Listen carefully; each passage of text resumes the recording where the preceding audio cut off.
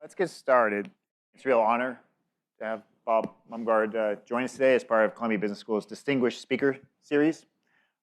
He's co-founder and CEO of Commonwealth Fusion Systems, which is the world's leading and best capitalized fusion company. They've raised over $2 billion to date for many of the world's leading climate investors. Bob holds an MS in nuclear engineering and a PhD in applied plasma physics. I can't even say it, let alone understand it. Both from MIT. And fortunately for all of us, Bob has a unique ability to communicate very complex ideas to a business audience. So please join me in welcoming Bob Mumgaard. Glad to be here. I don't know what's in this video. Humans are wired to keep moving, keep inventing, keep pushing what's possible. Our potential is limitless, but our energy isn't, and the gap is widening every day. The transition to fusion energy is the answer. It's urgent, it's inevitable, and it's our mission to deliver it. Combining decades of research, top talent, and new technologies, we're designing and building commercially viable fusion power plants and driving the movement that's needed to build the energy industry of the future. Because if we're going to change the trajectory of humanity, we must move now. Move fast, move smart, move together. Not in incremental steps, but a giant leap to limitless energy and infinite potential. Hey, you took the marketing video. Good, okay. Well, this is a business school. That's right. Marketing video sounds about right to me. So you published an open letter, and that letter begins with, I'm just going to quote, "The clean energy transition is the mission of our generation." So what's the role of fusion energy in that transition? Yeah, I think if you look at the energy transition, right, like what is that? That is the largest change in how humans have organized themselves from an economic point of view and an industrial point of view that we've ever done, right? The numbers are like staggering. So the energy transition, it will touch every single person's life because every single person uses energy and like increasingly uses more energy. It will touch how we build things. Like if you think about the installed energy base of the world today, it's somewhere around $100 trillion of installed assets. It'll change how we finance things, right? It'll literally change our atmosphere, hopefully for the better. And so that's a really, really big task. That is bigger than what we did for the internet. That's bigger than what we did for compute because the energy market is just bigger. It's different. Like it's made out of hardware. It's made out of, it's not bits, it's atoms, but at the same time, like the atoms we're going to move around, we're going to move them around in different ways because the last time we really built the energy system, we've been building a system that's been pretty much the same for a long time. So, all the way, we're in New York, Thomas Edison, Pearl Street. You walk into Pearl Street 100 years ago, the first power plant, and like you would know what it looks like today, right? But we have to build new types of power plants. And so when you start to look at that transition, you immediately come with like, well, you should be applying new technology to that. That there's a bunch of warehouse technologies, there's new stuff on the horizon, bring that to bear. And with fusion energy, you have an opportunity to take a new power source, altogether new, and actually develop it as quickly as you can and put it into that transition. And if you did that, that power source has some unique advantages that could make that transition easier, could make that transition more equitable, faster, but you also have to actually make it work. So it really is a industry-creating moment, the same way that Pearl Street was at the birth of the original power generation. And so we're trying to do that. It's a very hard thing to do, but it's worthwhile to do. And I'm a big believer that like when you can sort of see opportunity in the future that's big and macro over decades and large markets, that's where entrepreneurship really does its best. And so about 10 years ago at MIT, there was a big discussion of what we should do with this, the transition and fusion, and one of the outcomes of that was we should try to build a new type of venture to do commercialize that. it, yeah, to make it happen. So I think it's fair to say fusion technology is the most complex technology and energy system today that's being worked on. And it's hard to get your hands around it because of the complexity of it. And I think you did something that's been very useful, certainly for me, but I'd like to share it with the group here and get your insights on it, which is you wrote about 6 milestones for fusion companies, not just for Commonwealth, but for any fusion companies. There's 6 milestones that have to be met in order to commercialize this technology. And I want to take a moment to tell you what those 6 are, and I'd like to get your comments, Bob, on where are we in those 6 and how does it look for going forward. So the first is, 1, can you produce stable plasma? 2, can you heat the plasma to at least 10 million degrees Celsius? 10 million degrees Celsius. 3 is your plasma dense enough for fusion? 4, can your plasma produce a net energy gain? More energy coming out than going in to make it happen. 5, can your fusion machine generate enough power to sell the excess? So not just the plasma itself, but the whole machine is their excess power. And then 6, is your fusion power competitive with other power sources? Heat in the energy market. So where is the industry today in that sort of 1 to 6? Where are we headed? Tell us a little more about that. So fusion is it's a process, right? It's a physical process. It's actually the most common process in the entire universe, right? It is the process that powers all the stars. And if you want to do that on Earth, you have to actually make the conditions where that process can happen. Those conditions are plasma physics. And the first step is you actually have to make a plasma. That, like, turns out plasmas are sort of unruly. So they're the reason that actually the northern lights are beautiful is because they're unruly plasmas. So you have to do that in a machine. That's step 1. Turns out there are like hundreds of different types of machines that you could try to do that with. Mm-hmm. And there's now a zoology of machines that have actually done that. So people that have built machines that can make the plasma.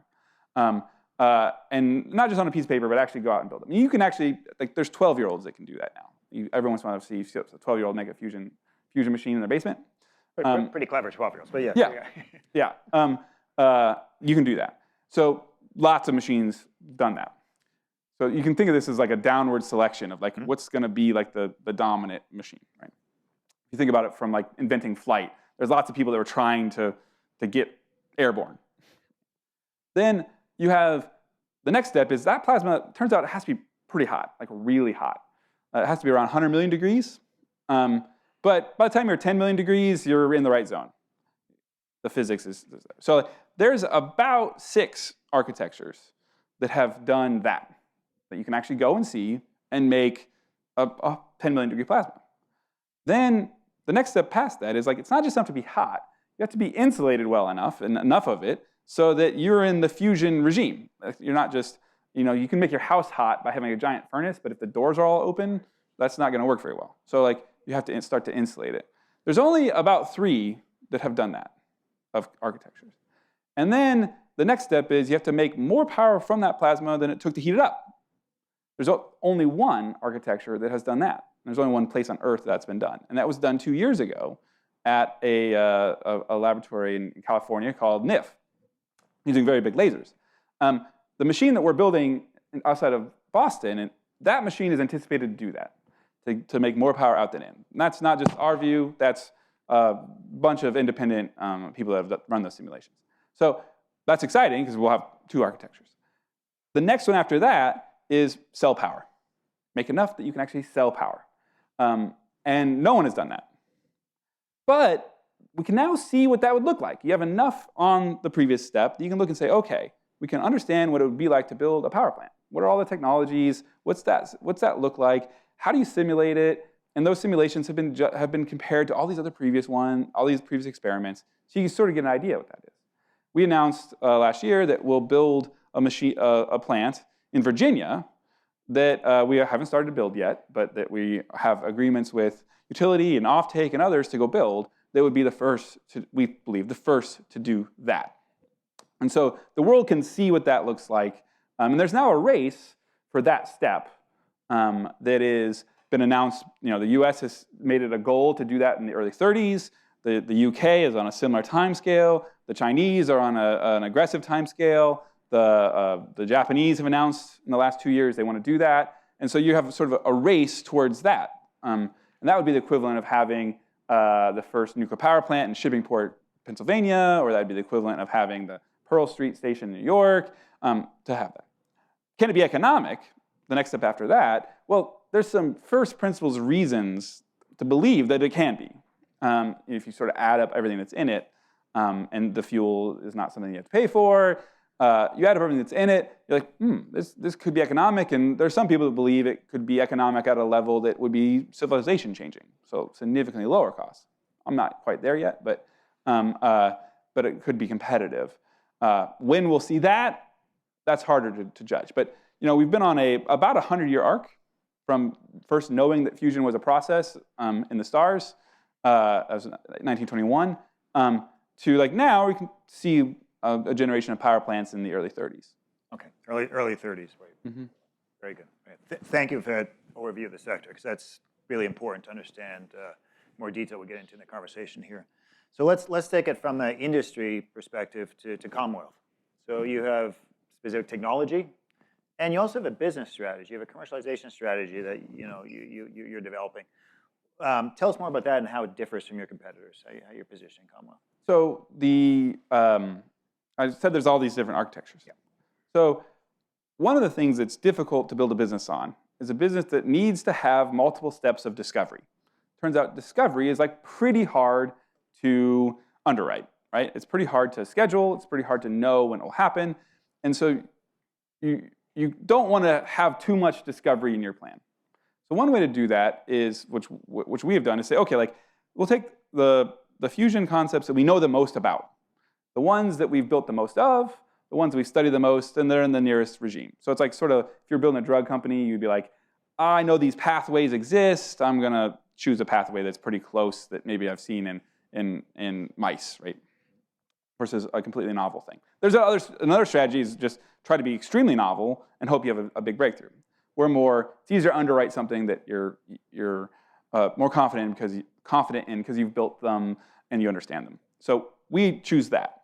That is a type of machine. It's called tokamak. Doesn't really matter. Don't worry about that. It's basically a magnetic bottle. You basically make a star using big magnets, and you hold it, and you insulate it. The magnets insulate it very, very well. And it turns out that there was a technology innovation that we developed that could make those magnets twice the performance, and that made the whole thing about a factor of 20 better. So that was like a why now. You have the science ready, add the technology, you can now have a why now. Okay, well that's great. You have a machine that can make plasmas, that could get to more power at the end, that could be industrial scale. That doesn't mean you have a business, right? You actually have to turn that into how do you go and build power plants. Like most people, raise your hand if you know how a power plant is built today. We all depend on them, but no one really knows how. In fact, no one even really knows. Do you know who owns a power plant? Like, what is a business? Oh yeah, there's like who. So this is an area that's like pretty esoteric project finance. But every year there's about $3-4 trillion that goes into owning power plants. Right? It's a big market. So you have to like figure out how do you make a product that will fit in that market. And with fusion, you're building a power plant that could replace an existing power plant. You like make a choice to build a gas power plant or take a coal power plant and shut it down. A fusion power plant looks the same as that. So it's not as different in the market as, say, solar and wind, where you have to go to different geographies and have different attributes. This looks like a power plant like we built before. So in our case, we're like, okay, that means you have to build a company that can build power plants, fusion power plants. There's not, you have to teach people about how to do that supply chain. You have to teach people about how to do the construction. So you end up with a pretty vertically integrated company. And so what you see in these videos, you see, CFS is a company that is pretty end-to-end, so which is expensive and hard and lots of moving parts, but it's sort of how you have to bust through a new industry. And you have like the plasma physicists on what the machine is. You have people that manufacture the actual machine. You have people that can construct a grid-scale facility, that can manage a supply chain that spans 30 countries, that can go and talk to utilities and finance about how this will fit in their model, and that can go to governments, local and federal, about how do you regulate a fusion power plant? Like how do you get a license? Like when we built the facility that was shown here, which is $1 billion class facility, when we started to build that, it was a constitutional question on who is the regulator. Right. We're like, well, we're pretty sure if we start to build this, someone will figure it out by the time we want to turn it on. Like, it's a pretty big pressure on the system. So, but you have to have people to do that. So, like, we've built this vertically integrated company that is like how you would deliver a new type of power plant, almost like a Westinghouse or a Boeing.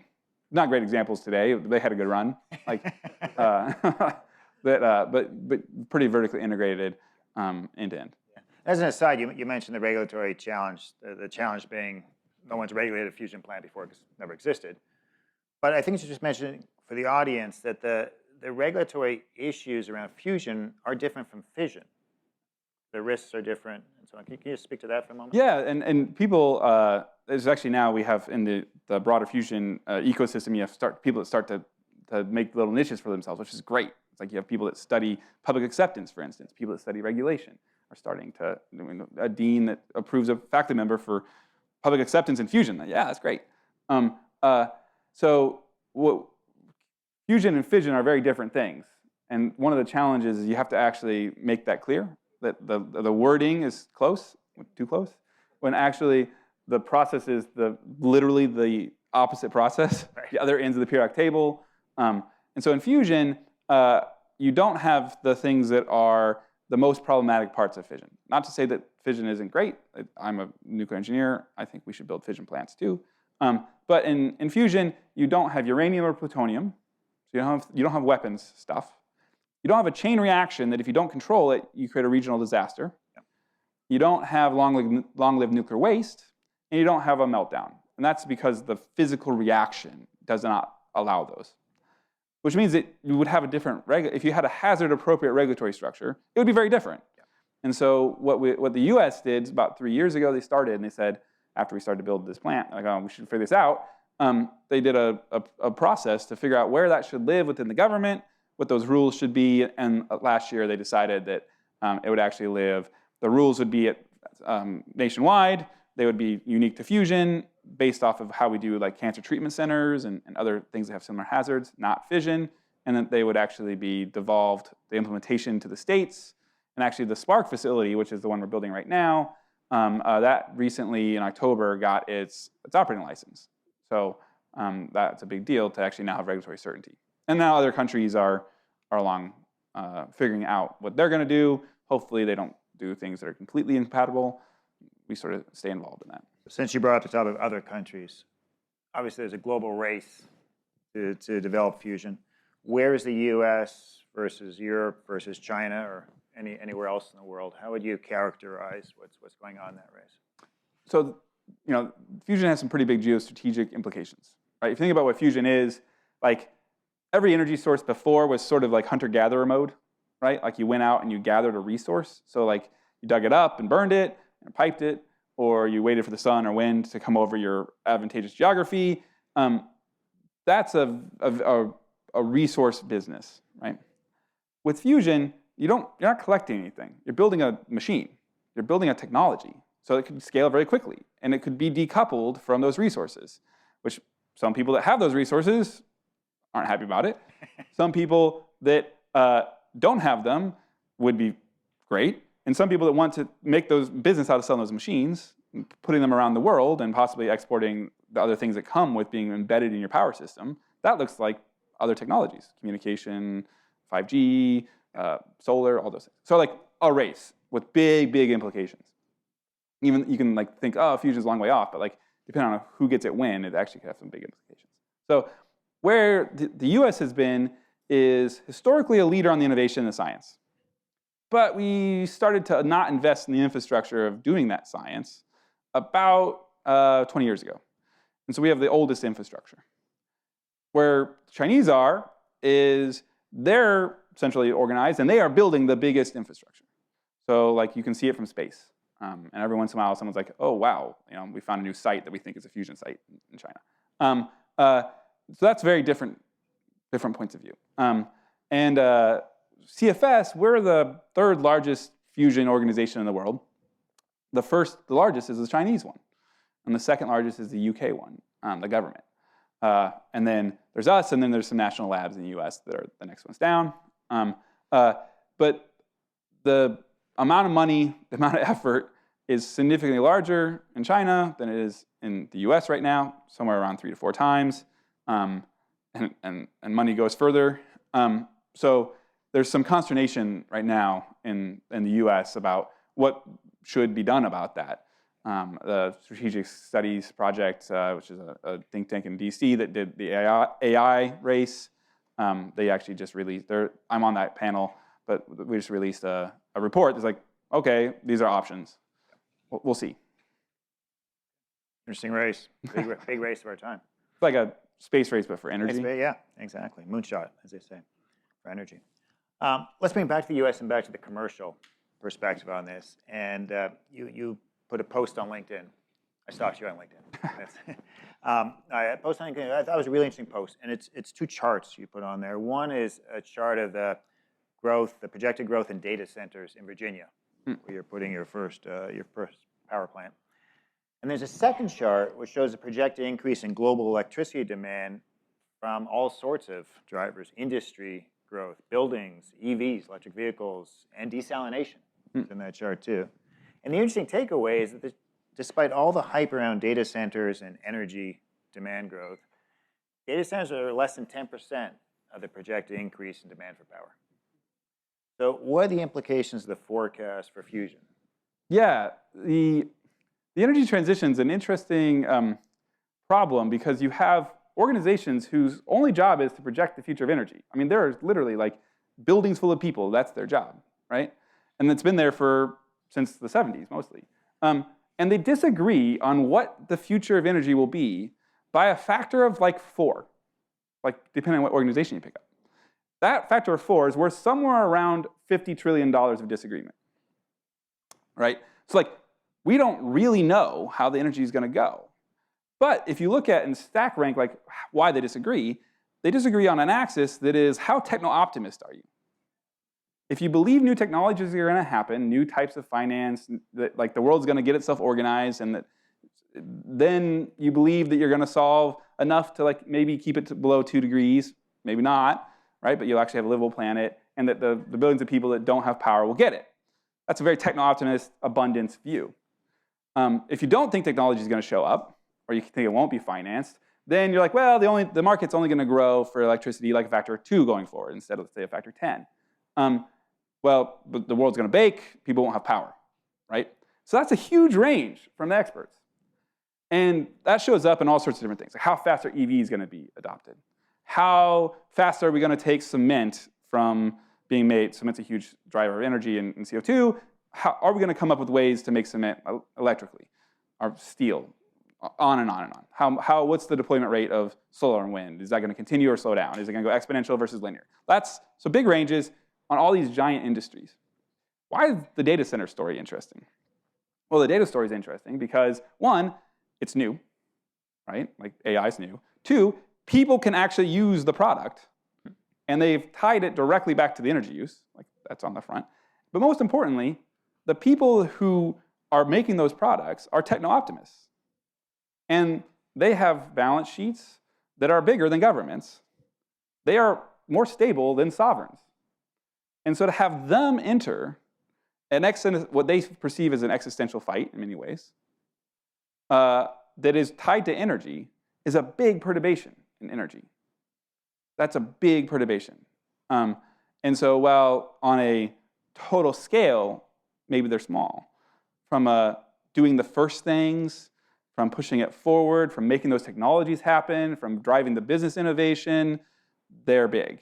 And they're a different viewpoint and a different belief about the future than what has been historical incumbency in energy. And I was, Clean Tech 1.0, which was up and down in 2006, 2014. We just didn't have that. We had no one like that at that time. And now we have that, which is very interesting. And so these techno-optimist companies, we all know who they are, now the most valuable companies in the world pretty much. They've been very steady in their plans and where they're headed and their interest in technologies like fusion. In contrast to the US government, which has not been so steady. We're in a time of great turmoil and uncertainty. With respect to the fusion industry, give us a sense of where the government is or might be, or I think might be is the best I could do. Let's say might be. How about that? Yeah, and that caveat is like might be this week, maybe even this day. Historically, the U.S. government has funded fusion research at universities and labs. So they fund research at Columbia, the physics lab here. They funded MIT, national labs, and it's like $500 to $700 million a year, which sounds like a lot, but that's about a half to a third of what we fund for like the Large Hadron Collider and making new elements, those types of sciences. So it's big enough, but not, or it's relatively large, but not huge. That's been pretty steady, and that's produced like the knowledge that we have about why these machines can do what they do. Like you can't discount that. That's the base on which the shoulders of giants that everyone is riding. And likewise, similar amounts have been spent over similar time periods in Japan and UK and Europe. But now that it's entering into this sort of commercial phase, what should the U.S. government do? What will they do? The Trump administration 1.0 was like, we're going to go hard on fusion. It's going to be a priority. Biden administration said, yeah, we're going to increase this. We're going to have a bold decadal plan. And so with Trump 2.0, the new Secretary of Energy has said that fusion is a top 4 priority. So next to quantum and geothermal and drilling. And so that's a good sign. It does have attributes that are very bipartisan. Fusion's historically been very bipartisan. And so it could be a benefit in the current climate. We'll have to wait and see. No one's actually done anything. How it goes with the current reconciliation packages and cuts and DOGE and all that, we have to see. But it does have some attributes that say this could be something that continues and grows despite all the other turmoil that is happening around the research and energy endeavor. Very good. Good. Let's switch gears a bit. We have a room full of mostly MBAs, and they're thinking about their careers, or early in their careers. I'd like to hear a little bit about your career path, and perhaps you could share some key moments on any decisions you made, anything along your career path that sort of shaped that career path and led to your current role. Well, first, I do not have an MBA, so I can't put myself in your shoes in that one. I feel like I maybe have earned one after the last 8 years, but we'll get honorary one. Actually, I'm in fusion right now. I'm at heart a scientist, engineer, but also a practical person. And I was working in a different field. I was working in how to make hard drives faster. I remember the day that the Apple AirBook came in that actually had a solid-state hard drive. And I was like, well, shit. Because that means that science technology is not going to be impactful. You can see the end of it. Turns out we actually still use a lot of hard drives, but they're just not as interesting.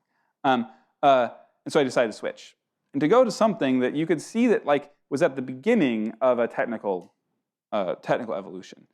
And so seeking out areas that have big problems, but technology at their heart, those are long-term fruitful areas that you can be at something that is at the beginning of an evolution, where you have a need that's pulling it and you have some technical reason that that could be addressed in a new way. One of our investors is John Doerr, and he famously said look, you could see that they were all going to be internet companies. You didn't have to, in the 90s, you could see that there wouldn't be internet companies and other companies. They would all be internet companies. And that was a technology insight and a problem pull that he found and put his effort into, and he was very right. But that's been true for over and over again. At MIT, I did work in history of technology, and it's all patterns over and over. You have a big pull, a new technology that's going to have a multi-decadal trend. Go work in that and get there early, and that'll be super exciting. Put it more plainly, growth creates opportunity. Yeah, it's amazing. It's way better to be in a growing field than a shrinking field. Don't go to something that's already established that has 10,000 people working in it. Right. So that's the sort of looking ahead where you want to head. now from where you are today in a leadership role. You have a company of 1,200 employees, extraordinary growth. Thoughts on leadership? What advice you would give on leadership? What you've learned through this experience? Oh wow, I don't know if I'm qualified to give that good advice. That it's definitely you have to like constantly fire yourself, right? Like get really, really good at firing yourself. Like because for every single thing that you do, there's someone better than you to do it. And if you're doing something interesting and like the vision's there and the impact's there, that someone who's better than you will want to work there. And the organization will be better off having them. And so like just always be looking to fire yourself. Like at all levels. I'm looking to fire myself from my current job, right? But if you have that mindset, then you like collect a really, really good team. And if everyone has that mindset, it will focus it on like what the output you want out of the organization, right? And that's super, super aligning. And so I've been able to do that, and it's got to constantly be growing to be able to even know what you need to fire yourself from, or what job you actually even need to do before you fire yourself from it. But that's been seeking out like talent density, just like high talent density, which means low ego. That's been a key. Well, love that advice. Fire yourself. I mean, incorporate in our lead course, or our leadership course. You talk about talent density. So what are opportunities in your industry and at Commonwealth for our students? Whether it's internships, career-wise. I mean, obviously, you've got a lot of nuclear engineers in there, but for more business-oriented folks, how should they think about that? Yeah. It'd be easy to think about fusion as like, that's a bunch of PhDs at plasma physics or nuclear engineering. It's actually not as many as you would think. That the company isn't populated with a bunch of fusion people, and that's because if there's not a lot of fusion people and they're pretty narrow, right? And the company needs to do a lot of their things. And so the company's been, our philosophy from the beginning has been, a fusion industry won't grow organically. It will take too long. To gestate a PhD is like 5 to 7 years. So a doubling rate of 5 to 7 years does not get you to anything that matters in your lifetime, right? You have to like drastically shorten that. And so instead, we're like, let's go find adjacencies and pull in people that have the core set of skills and knowledge, and we can teach fusion to smart people. And so we've done that, which means that we've pulled people from industries you wouldn't really even think of. Like, there's people that are from pharmaceutical industries that work in our company. It's because, there's parts of a fusion power plant that are kind of like pharmaceuticals. There's people that build submarines. Like, okay, it's engineering, right? On the business side, like we have a person who runs built our team that does all the regulations, and they came from genetic, a company that was developing genetic therapies. Well, you have to do novel regulation and rethink that's like what the skill is. You don't have to know the technical part. You have to know how to approach it. And so it's easy to look at an industry and say, well, I don't have the skills to do it. But every new industry will need a wide range of skills. And the sort of influx from the side will be the fastest way to grow that industry. And is also like really fun, right? Because you put this melting pot together. What it means for MBAs, it's everything from like how do we think about financing fusion, right? Like, what's the right way to finance the energy transition? I can tell you right now, the world is not prepared for that. The financial innovation is way, way, way behind the business model and technical innovation, which I don't think you want the financial innovation to be ahead of all of it, but like we've had some problems with that in the past. But there's that area. There's just like we make stuff that is a product. Like, how do you think about shepherding a product that's like fusion to the market, or the magnets inside it? There's a bunch of those areas. Highly, highly creative. We do have our internship program. Of course, we have a jobs page. Some of our interns, we've had interns that go on to really cool stuff, but in the company, but also, teaching and other things like that. Yeah, terrific. I encourage you all to look at that. Speaking of all of you, let's open up to questions from the audience. I think we have a handheld microphone there. Why don't we just start, since I was the first hand over there, and please. Hi, thank you so much for being here today. Super interesting. I was curious if you could talk a little bit about how Commonwealth thinks about its supply chain, both like what the team looks like, but also how you think about what you do, what your suppliers do. I know you mentioned 30 different countries. Yeah, anything interesting in that, and also how you see it maybe evolving over the next 2, 5, 10 years as you're doing more and more different things. Yeah, it's an important question. You ultimately build things out of stuff, and someone else most likely provides large parts of that stuff. And when we thought about this, when we think about the supply chain, we're like, okay, we want to make sure we have a core competency, and so there's some things that we do because we think it fits our business model. Like we can be the best in the world at it. We're passionate about it, and we'll drive what we think is the economic engine of the company. But there's a lot of other stuff that just has to get done. And so some of that, you can find people that will do it at the pace that you want to do it. Some of it you can't. And so if you look at, we are pretty vertically integrated, and there's probably 30% of the stuff that we do today that we just really don't want to do. But we just never found anyone that we trusted to do it at the pace we needed to do it.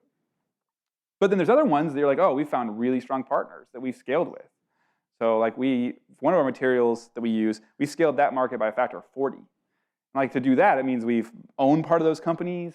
We have people in their labs. We attract investment to them from the investment ecosystem. We write contracts that make it so they can make good businesses out of it.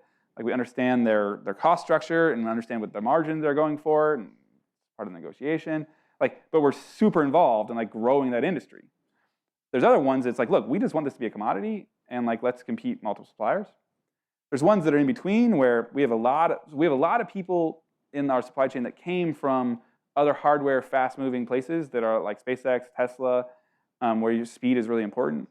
And some of the things we learned from there is, you might need to be a little more aggressive of home invasion a bit, right? We have people right now that are sort of running a factory that's not ours, but they were going to delay our project, and so we're we're going to help you out. You might not think it's help right now, but when it's all done, you'll be happy.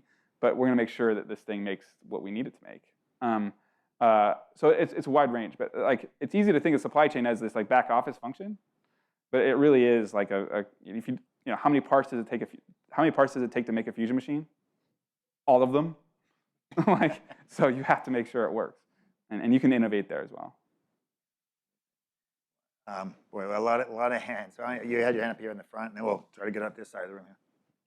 Thank you, Bob. You mentioned that financial innovation lags behind the technical innovation. Can you just talk about a few areas of where you see the most opportunity are in financial innovation that should catch up? Yeah, I'm gonna be super glib, so it's clear. So anyone that's gonna listen to this later is trust me, I actually know how this works. I'm just gonna make it really simple. So we have a world that has one model that is VC, that is funding innovation today, that has been trained on software. And they actually really don't understand what it takes to build hardware, because we're not out there building capital-intensive things that blow up, right? That's not how software has gone. So that model of go long, deep, partnerships is not typically how the VCs work. But yet they want to go attack the biggest problems. Well, the biggest problems in the world have a lot of infrastructure, right? Almost every one of the big problems, climate, access to food, all those things have giant infrastructure. And that infrastructure is trillions of dollars. That's a world of project finance. And that world has been commoditized so much that every single one of those projects, whether it's a dam, a road, a gas plant, a farm, is completely commoditized. So you can put together a project and you can bid it out, and project finance will go and do it. So they have no idea how to underwrite new things.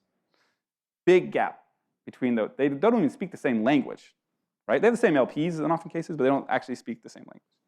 And so you have this middle that is probably companies that are going to build things that are in the real world that solve really big problems, but are super innovative and are going to be difficult to understand. I don't know, self-driving cars, internet from space, mRNA, fusion, that at scale are going to be big.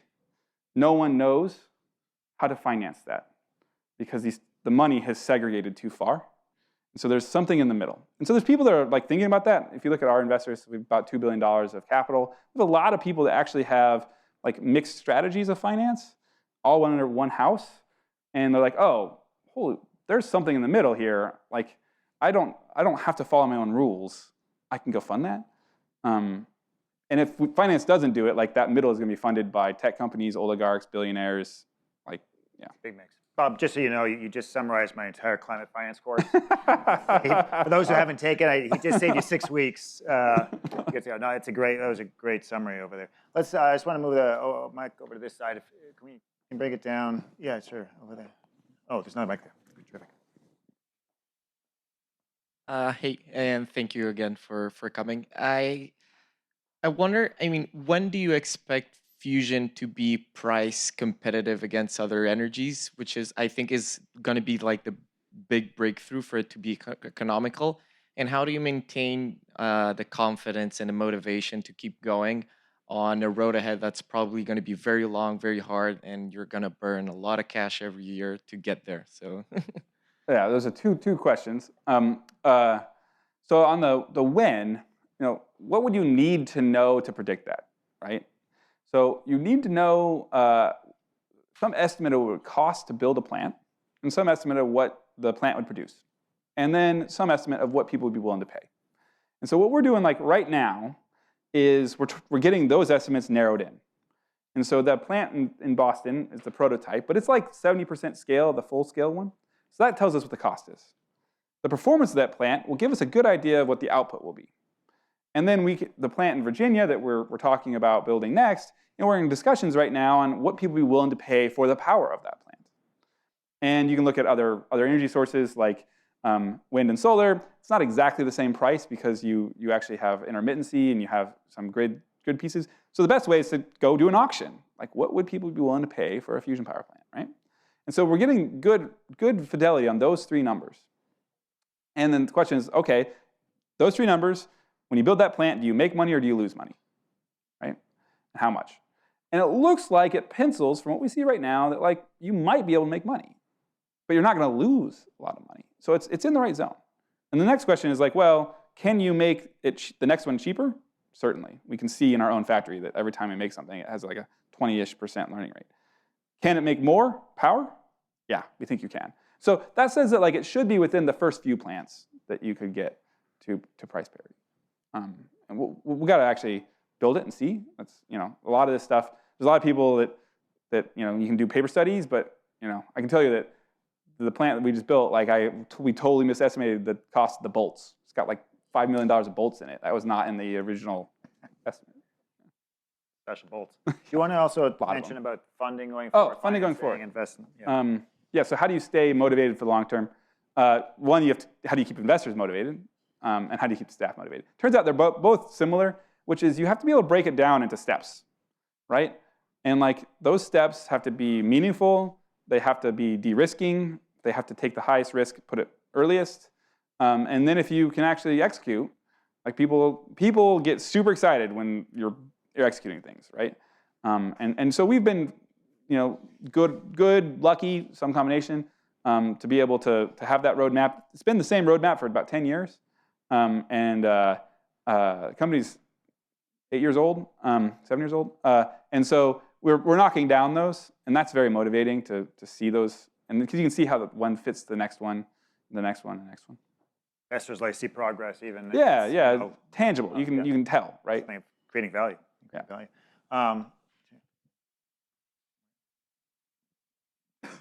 A question here, then we'll move to the center. Thank you for coming. Each energy source has kind of its own promise or its own value proposition, right? Like solar and wind are kind of complementary. They're renewable, but they don't provide reliable baseload power. Then you have natural gas, which does provide that, but is polluting. You have a lot of promises. What's kind of the promise or the value prop of fusion that's going to differentiate it from other ones? Yeah, so the fundamental value proposition for fusion is with a fusion power plant, you build a plant, build a machine that makes the same amount of power as like a gas plant. So dense, like you could put it on a piece of land that's small. It does that continuously. It can run continuously, all day, every day. So you control it. And then it does that without consuming fuel. And so it's decoupled from the fuel chain. So there's, it's actually crazy. Like this bottle of water, if you take the deuterium, which is the type of an isotope, out of this, you wouldn't even notice it. If you burned that in a fusion plant, that would power my entire life, my entire lifetime. Like all flights, the whole thing, with extra. And like if you did that globally, you could power the world for like 5 times the age of the universe. So like it stretches the idea of fuel and sustainability. So that decoupling is a big deal. Then you could do it in a way that doesn't have any emissions. There's no emissions. And there's no nuclear waste. And there's no regional disaster. And so we don't have anything today in the energy system that has that. But if you go to some place like Singapore, so Singapore, high index of living, right? But all gas powered. Cover it in solar panels, 7% of the energy doesn't work. No wind. Build a nuclear power plant. If there's a problem, where do you go? Right? If someone shuts down the Strait of Singapore, 4 days, you're out of energy. Right? So like that's the fusion like makes that a completely different situation for Singapore. Tokyo, similar. New York City, actually pretty similar. So like in a power dense, in a activity dense world, that fusion opens up some opportunities. I'm going to look at this bottled water entirely differently for the rest of my life. Fusion fuel. Fusion fuel. No, I mean, look, as you open our whole conversation with, fusion is a source of all energy in the universe, right? Coming from the stars. That's what it is. We're just trying to capture it here on Earth. Someone described it once as like, yeah, okay, the sun is a fusion power plant, but we're impatient and we don't want to wait the 8 light minutes. And then have to harness that and ancient minutes and everything else that goes with that. Yeah. You're in the middle. You had your hand up for a while. Hi, Hunter Dare, co-founder of NICE, Nuclear's Clean Energy, and president of the Columbia Sustainable Finance Professionals. Couple part question. First, what is going to be the cost of the first of a kind, or your projections, and where are you going to get to on nth of a kind, and what does that imply for the LCOE of these fusion power plants? And is that going to be corporate financeable, or do we really have to get to project finance to make these things happen? The last part of that was we don't know if it will be corporate finance or project finance. It's part of the gap in the middle for the first one. Long term, it has to be project finance. For the actual costs, so we think the first of a kind, if you do it in a levelized, so like how often it will run, it's probably going to break down more often. It's going to be more expensive to build, and we think that cost is somewhere. It's definitely like probably above $100 a megawatt hour, but probably not above 150. And so that puts it comparable to offshore wind, for instance, today. Nth of a kind, there's lots of different people that predict nth of a kind. It's pretty hard because it's evolving technology. But if you just look at like what you can see in the pipeline now, you could be at $60 a megawatt hour, which would be like beating lots of things. And then like there's some people that think they could get like 20. That would be big deal. We got to build it to know, though. That's one of the reasons you go and you build things. Thank you. Why don't we just pass the mic back? It's right there, and then we'll try to get. Hi. Can you talk a bit more about the early days when you made the switch from hard drives to fusion? How are you thinking about getting people together to solve for fusion? Yeah, so I ended up deciding that I wanted to go do something I could explain at a cocktail party. So that was the highest order bit. That's fusion? Turns out, yeah. Compared to solutons and flipping bits of hard drives, yeah. So depends on what cocktail party you're at, really. And so I wanted to do something that was at the edge of science and engineering that had some applicability, and so fusion fit that bill. And it wasn't until later that when climate really became a big issue.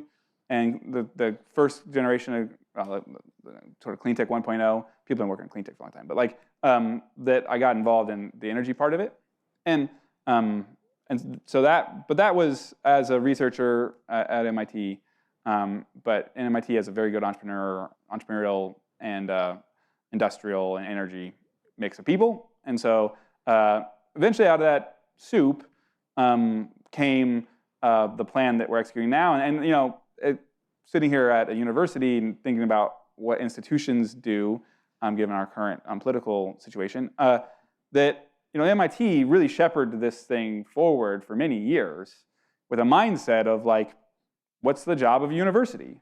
And like part of that job is to make things like this happen. And so they incubated the Fusion Lab and what became CFS for several years. And so, compared to just like going out and be like, I'm going to start a company with 3 people in a garage, what's the role of institutions in being able to launch those was a big deal. Important question at the moment. Let's take, in the back, there's a mic. I'll take 1 or 2 more questions, and unfortunately we have to wrap up.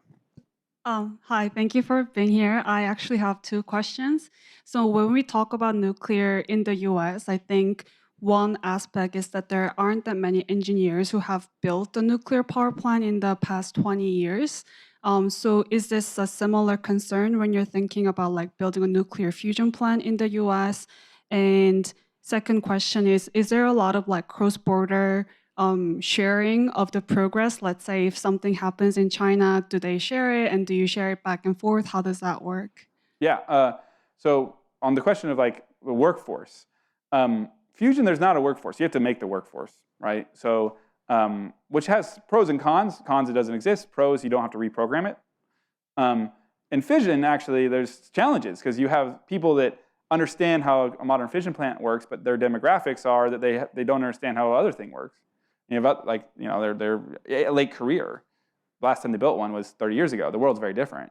And you have people that have never built one but are steeped in digitally native. And so you basically have 2 classes of companies right now, and no one's really putting them together. Fusion, we don't have that because we don't have the ones that have done it before. So you have to figure out how to do it, which we find very exciting because you get to rethink some things. Right? If our plant in Boston, it's not delivered by like a big traditional construction company. It's actually delivered by people that like build hospitals, because it turns out you could do that. You wouldn't have thought that if you came from an existing industry. On the question around collaboration, so fusion is really cool because it's so hard. Right? It's very hard. Fusion is very, very hard. But we realized it was hard in like the 50s, and so it was always at the vanguard of detente, the Soviets and the US working together on this hard science problem. And so it's always been open. It's probably one of the most open scientific fields. And so there's always been collaboration. There's always been scientists working together.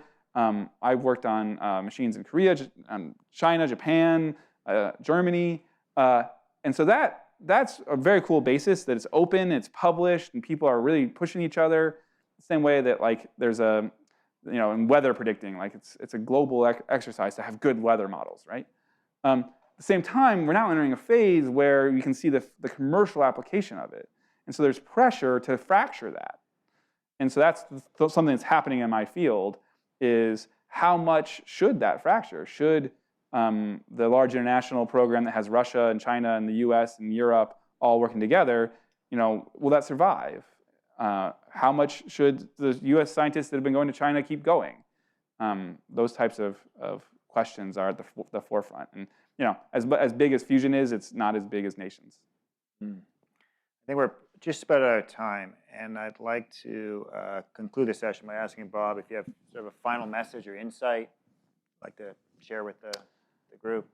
Yeah, so I think one of the things that has stuck with me, it goes to the question around how do you stay motivated, right? Mm-hmm. Is the sense, there's a lot of noise in the world about climate and energy and what's going to happen. And the thing that always stuck with me is evidence-based optimism, right?